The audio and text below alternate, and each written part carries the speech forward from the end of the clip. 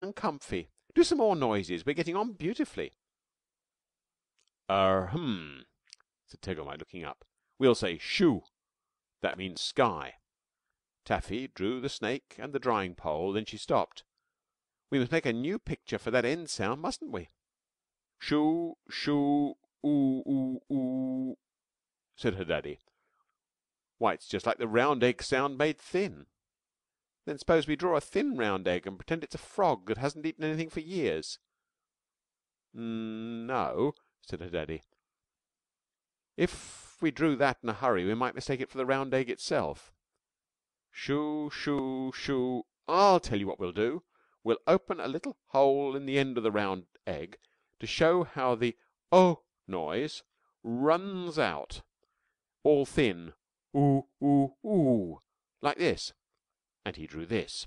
12. "Oh, that's lovely. Much better than a thin frog. Go on," said Taffy, using her shark's tooth. Her daddy went on drawing, and his hand shook with excitement. He went on till he'd drawn this. 13. "Don't look up, Taffy," he said. "Try if you can make out what that means in the Tegomai language. If you can, we've found the secret."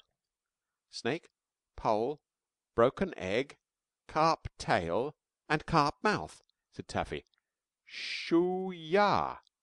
Sky water. Rain." Just then a drop fell on her hand, for the day had clouded over. "Why, Daddy, it's raining. Was that what you meant to tell me?" "Of course," said her daddy. "And I told you without saying a word, didn't I?" "Well, I think I would have known it in a minute, but that raindrop made me quite sure. I'll always remember now. Shoo ya means rain, or it's going to rain. Why, Daddy," she got up and danced round him, "s'pose you went out before I was awake and drawed Shoo ya in the smoke on the wall. I'd know it was going to rain, and I'd take my beaver skin hood. Wouldn't Mummy be s'prised?" Tegomai got up and danced. Daddies didn't mind doing those things in those days. More than that," he said.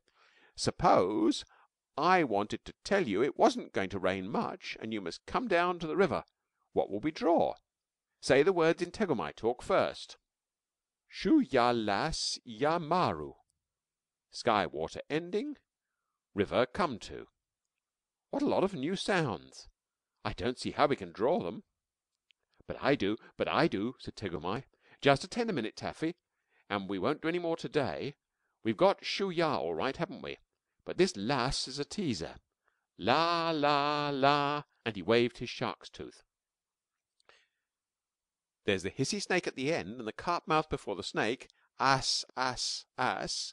We only want la la," said Taffy. "I know it, but we have to make la la. We're the first people in all the world who've tried to do it, Taffy Mai." "Well," said Taffy, yawning, for she was rather tired, "las means breaking or finishing as well as ending, doesn't it?"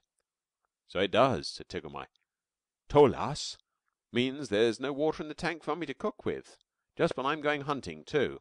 And Shilas means that your spear is broken. If only I'd thought of that instead of drawing silly beaver pictures for the stranger." "La la la," said Tegomai, waving his stick and frowning. "Oh, bother!" "I could have drawn she quite easily," Taffy went on. "Then I'd have drawn your spear all broken this way." And she drew. 14. "The very thing," said Tegomai. "That's la all over. It isn't like any of the other marks, either." And he drew this. 15. "Now for ya. Oh, we've done that before. Now for maru. Mum, mum, mum. Mum shuts one's mouth up, doesn't it? We'll draw a shut mouth like this." And he drew. 16. "Then the carp mouth open. That makes ma, ma, ma. But what's this thing, Taffy?" "Sounds all rough and edgy, like your shark tooth saw when you're cutting out a plank for the canoe," said Taffy. "You mean all sharp at the edges like this?" said Tegomai, and he drew. 17. "Exactly," said Taffy. "But we don't want all those teeth. Only put 2. "I'll only put in 1," said Tegomai. "If this game of ours is going to be what I think it will, the easier we make our sound pictures, the better for everybody." And he drew 18. "Now we've got it," said Tegomai, standing on one leg. "I'll draw 'em all in a string like fish." Hadn't we better put a little bit of stick or something between each word, so's they won't rub up against each other and jostle, same as if they were carps?" "Oh, I'll leave a space for that," said her daddy. And, very incitedly, he drew them all without stopping on a big new bit of birch bark. 19. "Shu ya las ya maru," said Taffy, reading it out sound by sound. "That's enough for to day," said Tegumai. "Besides, you're getting tired, Taffy. Never mind, dear. We'll finish it all to morrow, and then we'll be remembered for years and years after the biggest trees you can see are all chopped up for firewood." So they went home, and that evening Tegumai sat on one side of the fire and Taffy on the other, drawing yas and yos and shoes and she's in the smoke on the wall, and giggling together till her mummy said, "Really, Tegumai, you're worse than my Taffy." "Please don't mind," said Taffy. "It's only our secret s'prise, mummy dear, and we'll tell you all about it the very minute it's done. But please don't ask me what it is now, or else I'd have to tell." So her mummy most carefully didn't, and bright and early next morning Tegumai went down to the river to think about new sound pictures. And when Taffy got up, she saw "Ya Lass" water is ending or running out chalked on the side of the big stone water tank outside the cave. Said Taffy. "These picture sounds are rather a bother. Daddy's just as good as come here himself and told me to get more water for mummy to cook with." She went to the spring at the back of the house and filled the tank from a bark bucket, and then she ran down to the river and pulled her daddy's left ear, the one that belonged to her to pull when she was good. "Now come along and we'll draw all the left over sound pictures," said her daddy, and they had a most inciting day of it, and a beautiful lunch in the middle, and 2 games of romps.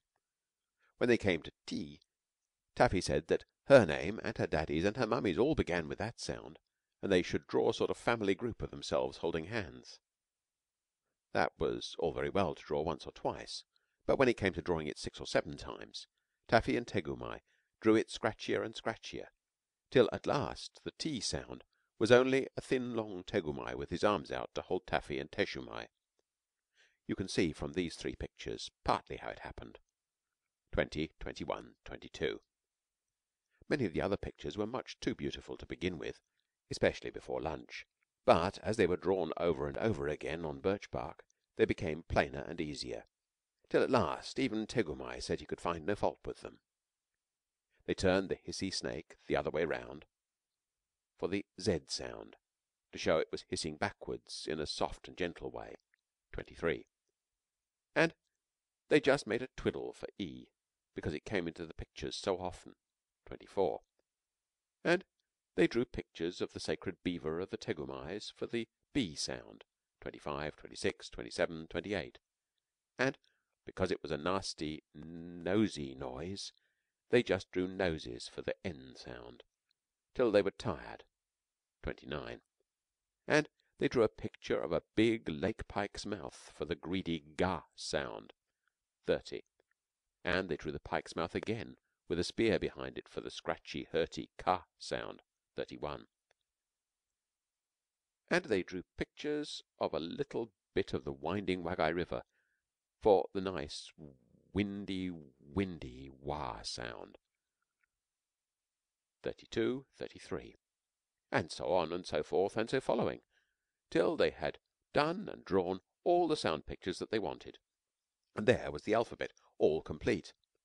And after thousands and thousands and thousands of years, and after hieroglyphics and demotics and nilotics and cryptics and kufics and runics and dorics and ionics and all sorts of other rics and tricks, because the wounds, the neguses and the archoons and the repositories of tradition would never leave a good thing alone when they saw it, the fine old easy understandable alphabet, A B C D E and the rest of 'em, got back into its proper shape again for all the best beloveds to learn when they're old enough. But I remember Tegumai Bopsulai and Taffymai Metalumai and Teshumai Tuwindro, her dear mummy, and all the days gone by. And it was so, just so, a little time ago, on the banks of the big Wagai. Of all the tribe of Tegumai who cut that figure, none remain. On Merrow Down the cuckoos cry, the silence and the sun remain.